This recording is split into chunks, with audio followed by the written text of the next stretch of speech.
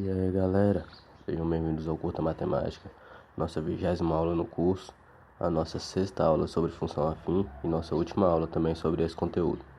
Então galera, o que nós vamos falar hoje? Hoje nós vamos dizer sobre o sinal da função. O sinal da função é analisado a partir dos valores de y para determinados valores de x. Lembra? A gente já estudou isso lá em funções no geral, de qualquer função f. Um exemplo, se nós temos a função afim x mais 2, então nós podemos estudar o sinal a partir desse gráficozinho aí, ó. Então vamos lá. Essa parte em vermelho é a parte negativa do gráfico, onde a gente fala que a função é negativa. E a parte verde, onde a gente diz que a função é positiva, galera. E daí a gente já consegue perceber algumas coisinhas. Veja que a partir da raiz da função, como a função é crescente, ela tem um sinal positivo, ou seja, a função é positiva. Antes disso, tem um sinal negativo. Então, como a nossa função é crescente, ou nós podemos dizer também como a função afim nosso A é positivo, então a partir da raiz da função, que a raiz nós já vimos em outra aula, que é quando y é igual a zero, nesse ponto, a partir desse ponto, a nossa função é positiva. Então poderíamos escrever como solução da seguinte maneira: y maior que zero, ou seja, a função vai ser positiva se x é maior que menos 2, que é a raiz da nossa função. Então, ou também temos ainda que também o y vai ser menor que zero, ou seja, a função vai ser negativa se o x for menor que menos 2. Tranquilo? Espero que tenha dado para entender até aí. Então, com isso, já podemos nos aproximar do caso geral. E qual que é o caso geral? Se f de x é crescente, então o sinal da função será positivo, ou seja, a função terá o sinalzinho de mais, se vai ser maior que zero, se x for maior que a raiz da função. Então é igual lá. Quando nossa função é crescente, passou do x, que tem um valor da raiz, para frente disso, crescendo os valores de x, depois disso, a função vai ser sempre positiva. Antes disso, a função vai ser sempre negativa. Na própria raiz, a função é zero. Lembrando que podemos escrever a raiz da função como x igual a menos b sobre a, que é o menos o nosso coeficiente linear sobre o nosso coeficiente angular. Para quem não viu, nós falamos um pouco mais de raiz nas aulas para trás. Dá uma olhada lá. O sinal da função afim será negativo, ou seja, y será menor que zero, a função será negativa se x for menor que a raiz da função, que é o que a gente diz, né? Qualquer x, então, antes da raiz da função, se a função for crescente, vai transformar a raiz a função na função negativa. Não transformar, né? Antes disso, a função será negativa. Como no nosso gráfico a gente viu lá. Já se f de x for decrescente, então o sinal da função será positivo. Se y maior que zero, se x for menor que a raiz da função, ou seja, ao contrário, né? Quando você pega números menor do que a raiz, então o seu y será positivo. E o sinal da função será negativo, y será menor que zero se x for maior que a raiz da função. Então, e é isso que é, como se diz, é a própria conceito de crescente e decrescente, né? Você cresce o x, decresce o y. Você diminui o x, você cresce o y. Entendeu? Então, a função decrescente será positiva, ou seja, seu y será maior que zero, quando o x for menor do que a raiz, menor do que o ponto em que o gráfico intercepta no eixo x. E a função vai ser negativa quando o x for maior do que essa raiz. Quando ele for crescendo, né? Por exemplo, nossa raiz era menos 2. Se a função fosse decrescente, o que não era o caso, por exemplo, no menos 1, 0, 1, a função ia começar a ficar negativa. O gráfico ao contrário. Nós também já falamos sobre como é que é a formação, como que é a imagem de um gráfico negativo e um gráfico crescente e um gráfico decrescente.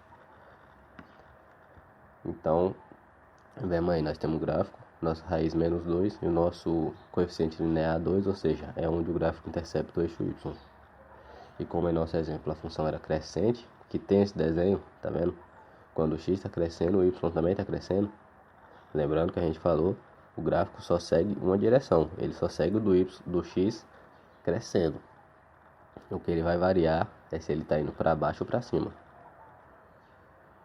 Como nossa função era crescente, o y maior que zero quando o x maior do que a raiz, ou seja, nossa parte positiva é essa parte verde.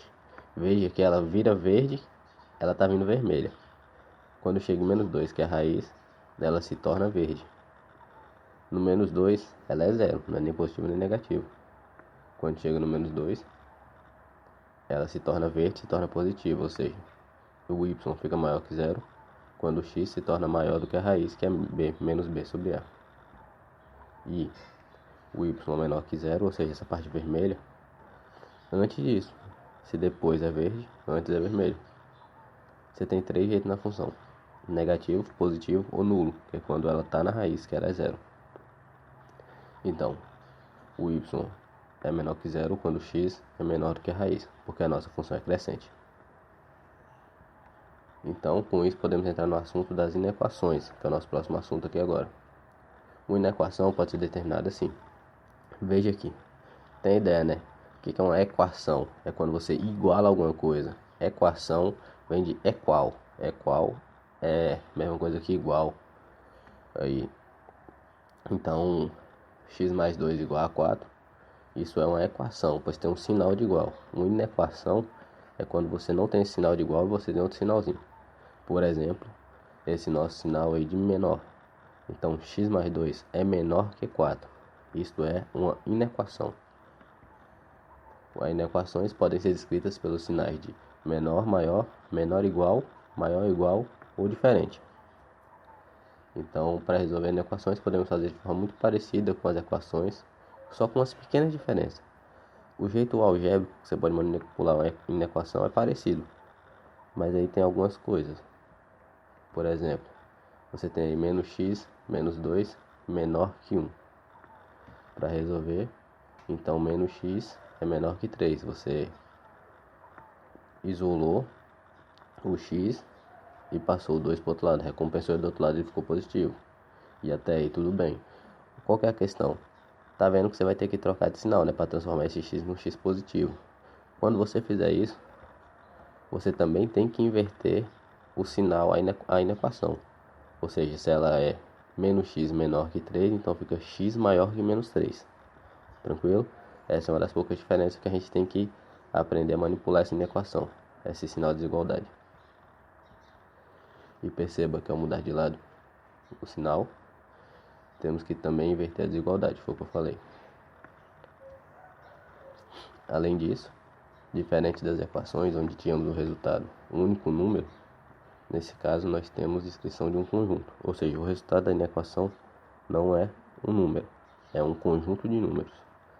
Por exemplo, nosso resultado não era simplesmente o 3, e sim x maior que 3. Então, x pertencente aos reais maior que 3 é a nossa solução. Então, veja, o resultado é x pertencente a reais, tal que x é maior que 3.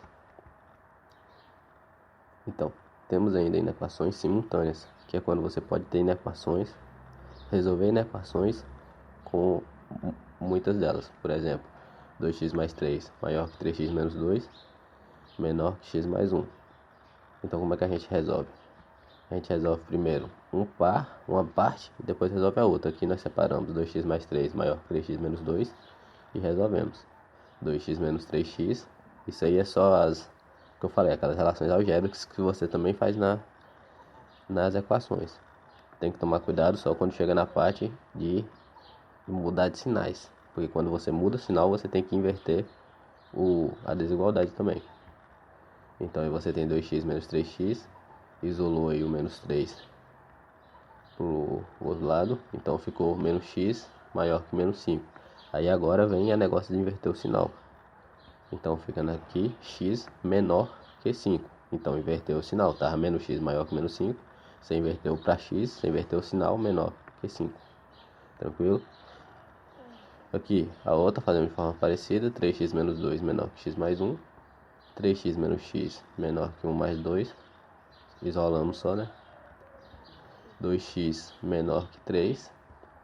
Então aí, como não precisa mudar sinal, não precisa inverter aí na equação a desigualdade. Então fica x menor que 3 meios. E aí a nossa solução é a interseção dos resultados. Ou seja, como o nosso primeiro resultado era x menor que 5 e o nosso segundo x menor que 3 meios, o nosso resultado é x pode ser somente x menor que 3 meios, porque 3 meios é menor que 5, ou também x menor que 3 meios e menor que 5. Então, a solução é x pertencente a reais, tal que x é menor que 3 meios e x é menor que 5. Ou só x é menor que 3 meios vai satisfazer a relação. Então, valeu galera, é isso. Vamos fazer algumas aulinhas depois de exemplos sobre inequações, que é um assunto que pode ser um pouco complicado. E valeu, curta matemática.